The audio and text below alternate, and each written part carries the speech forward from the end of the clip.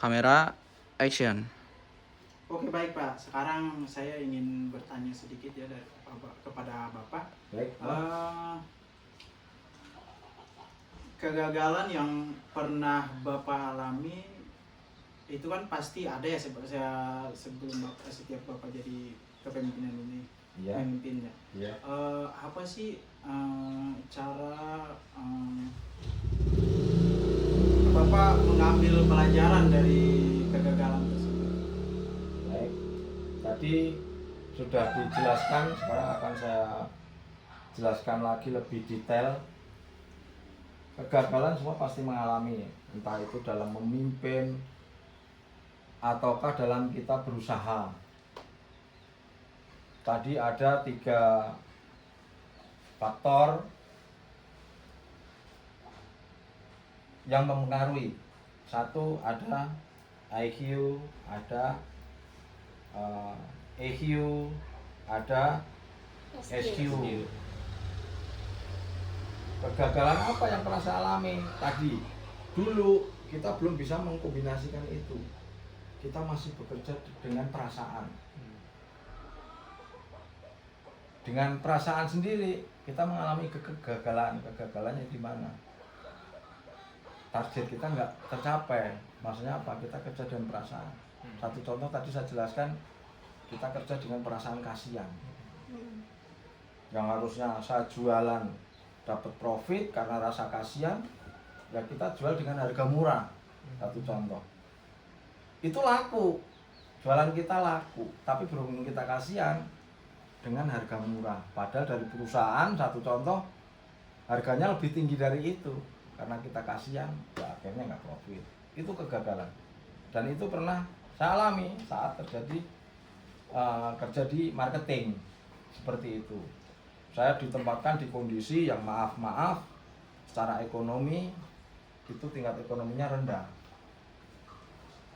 Saya bekerja tidak secara profesional dengan tuntutan harapan apa yang ditargetkan oleh perusahaan, tapi saya menjual dengan perasaan kasihan. Gitu. Mungkin secara religi kita itu untuk menolong, tapi dalam hal kerjasama profesionalisme itu kurang tepat juga, kurang tepat. Di situ letak kegagalan. Dari situ kita pelajari lagi, kita melakukan improve, bagaimana kita bisa mengolah diri kita, bisa mengkombinasikan antara yang 3 tadi, IQ, EQ, dan SQ. Itu dari situ kita berkembang. Kita selalu melakukan improvisasi ke arah yang lebih baik. Kalau di perusahaan ada istilah CA, continuous improvement. Jadi perubahan, perbaikan yang berkelanjutan. Itu tujuannya untuk itu. Ya, bisa dipahami? Saya ingin satu pertanyaan lagi nih Pak. Boleh? 5 juga nggak apa-apa. Satu aja Pak. Ya. Jadi di dalam perusahaan yang Bapak pimpin pasti kan ada ketinggalan target lah, nggak mencapai target lah dalam produksi. Iya. Bagaimana sih cara Bapak membantu atau memotivasi tim yang ketinggalan target ini supaya bisa mencapai targetnya begitu? Iya. Itu masih ada kaitannya dengan ini, continuous improvement. Kita selaku mahasiswa harus belajar menganalisa. Kalau di perusahaan ada namanya analisa kondisi,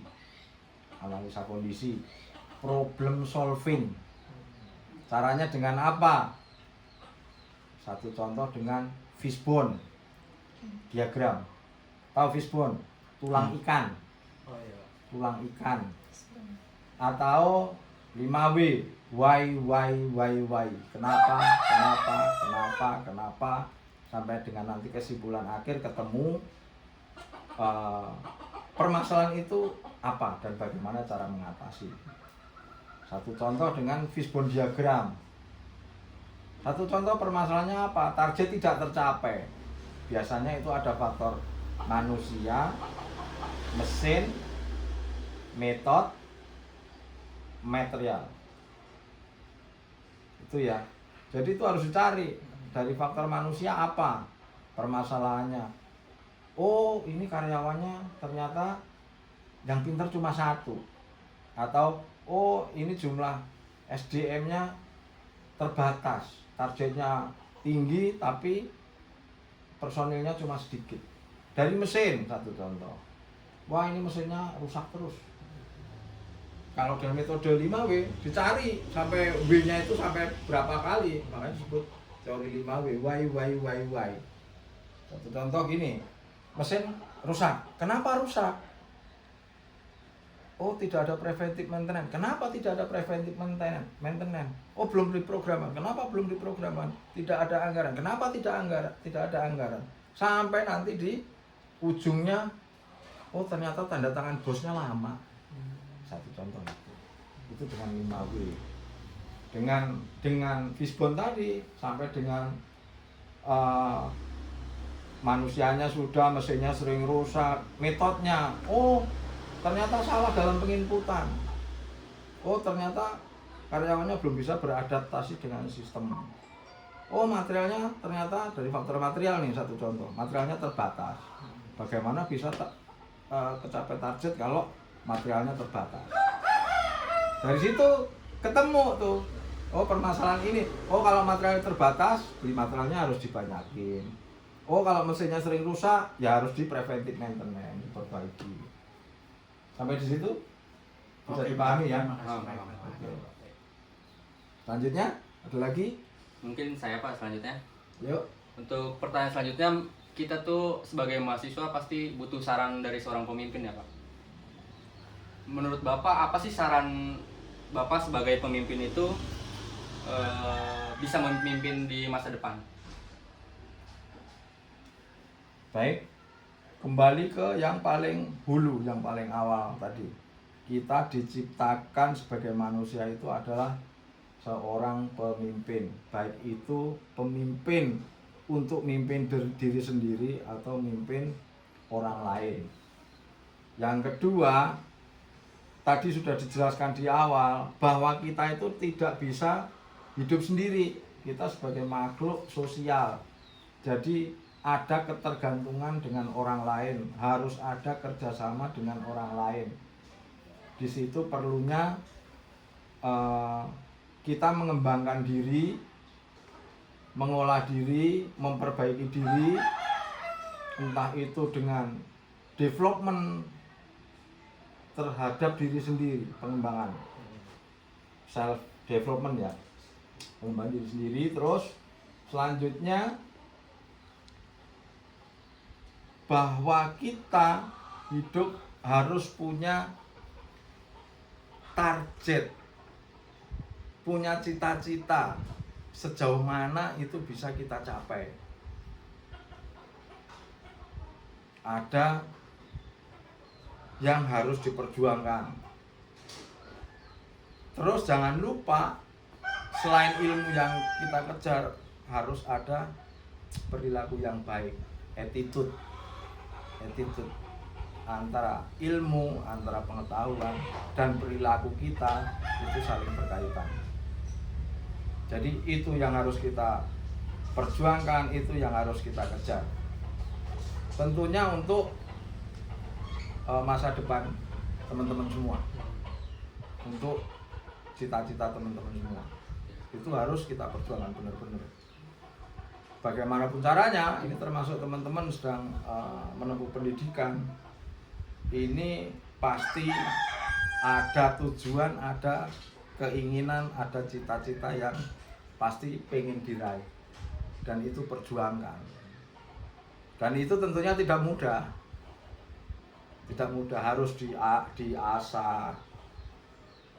Tidak hanya ilmu akademik, tapi juga mental, secara mental juga harus diasah. Dan juga banyakin selain ilmu juga pengalaman. Jadi pengalaman itu diperlukan juga untuk menunjang apa yang teman-teman cita dan citakan. Itu mungkin itu. Oh iya Pak. Lain. Lanjut nih ya. Sebagai seorang pemimpin tuh tentunya kan mempunyai kualitas. Menurut Bapak, kualitas apa yang harus diperlukan sebagai seorang pemimpin muda agar kepemimpinannya itu bisa baik buat jenjang ke depannya? Baik, itu sangat penting yang berkaitan dengan Kualitas. attitude ya, bagaimana berperilaku, bagaimana perilaku kita, entah sebagai diri sendiri di tengah lingkungan kerja, di tengah lingkungan masyarakat. Attitude penting, bahwa di situ perlu ditanamkan kejujuran.